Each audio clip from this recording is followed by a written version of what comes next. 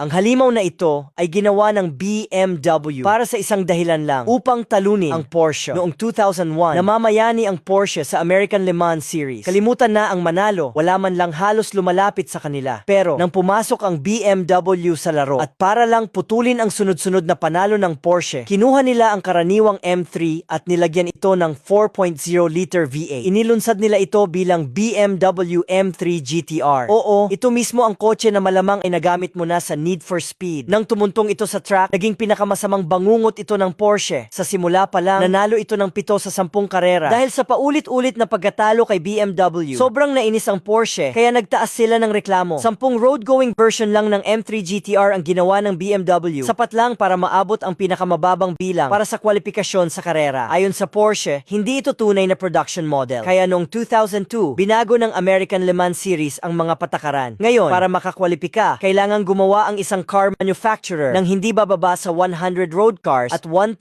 na katugmang makina. Kahit ganoon, tumanggi pa rin ang BMW na gumawa ng maramihan ng M3 GTR at dahil doon, tuluyang nawala sa karera ang kahangahangang sasakyang ito.